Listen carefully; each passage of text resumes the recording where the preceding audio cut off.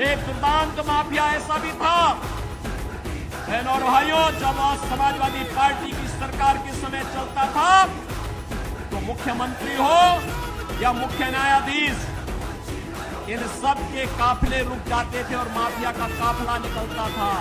और जब हमने कार्रवाई की उस माफिया के खिलाफ और उसको रगड़ करके कोर्ट के सामने प्रस्तुत किया तो उसकी पैंट गीली हो गई थी।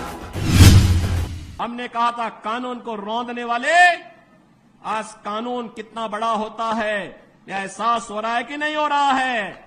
और निर्दोष लोगों को मारोगे तो मिट्टी भी नहीं मिल पाएगी। तो जिनकी गर्मी हम शांत कर चुके हैं उनको गर्म मत होने दीजिए।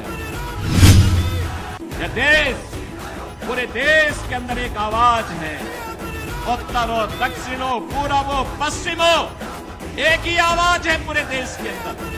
मुझे 3 दिन पहले महाराष्ट्र जाने का अवसर प्राप्त हुआ था। उससे 1 दिन पहले मैं राजस्थान गया था। अभी जम्मू कश्मीर से आ रहा हूं और केवल यहां की सभा के लिए आया हूं, अन्यथा मेरे और भी कार्यक्रम थे।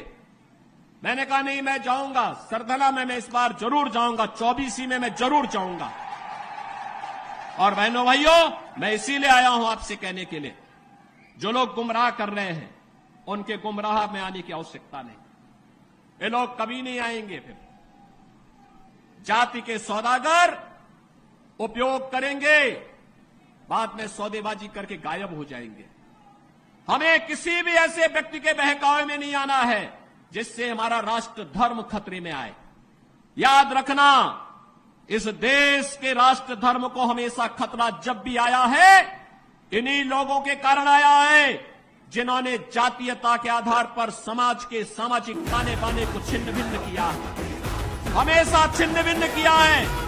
और बहनों और भाइयों, मैं आपको इस बात के लिए आश्वस्त करता हूं कि कोई माए के लाल बाल बांका नहीं कर सकता है। सुरक्षा की कितनी पुख्ता व्यवस्था हमने की है यूपी के अंदर।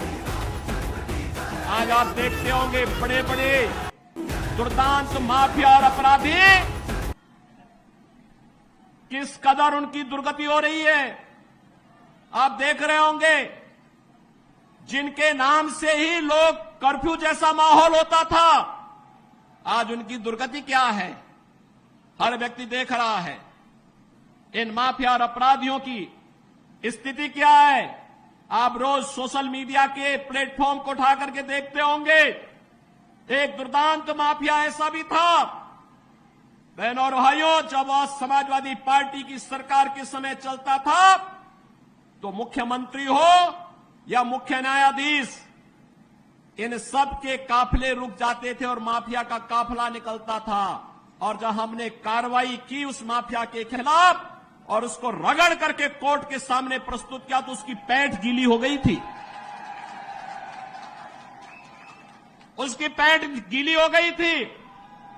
और तब हमने कहा था, उस समय उसको हमने कहा था कानून को रौंदने वाले, आज कानून कितना बड़ा होता है यह एहसास हो रहा है कि नहीं हो रहा है। और निर्दोष लोगों को मारोगे तो मिट्टी भी नहीं मिल पाएगी। और बहनों और भाइयों, इसीलिए मैं आया हूं आपसे कहने के लिए, देखो, जिनकी गर्मी हम शांत कर चुके हैं उनको गर्म मत होने दीजिए। अब इस क्षेत्र को विकास की मुख्य धारा के साथ जुड़ने दो। उनकी सबकी गर्मी शांत हो गई है, वे गए काम से। और इसीलिए मैं आप सबसे अपील करने के लिए आया हूं कि पूरे देश की एक आवाज है, पूरा देश एक ही स्वर में बोल रहा है। और वह बोल रहा है कि फिर एक बार मोदी सरकार, फिर एक बार, थोड़ा जोर से बोलिए, यहां की आवाज दिल्ली तक पहुंचाइए, फिर एक बार मोदी सरकार। यह मोदी सरकार की जो गूंज पूरे देश के अंदर है, इस पूरी गूंज को घर घर पहुंचाना है।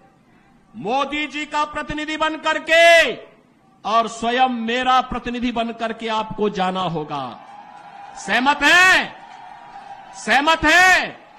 हमें कमल चुनाव चिन्ह देखना है, हमें कमल चुनाव चिन्ह देखना है। आप सहमत हैं?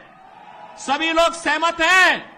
बहनों और भाइयों, सरधना विगत चुनाव में संजीव बालियान जितने वोट से जीते थे उसके दुगने वोट से जिताने की जिम्मेदारी सरधना को मैं दे रहा हूं। और बहनों और भाइयों, आप जिताएंगे तो मैं दोबारा फिर आऊंगा, यहां पर आऊंगा फिर दोबारा।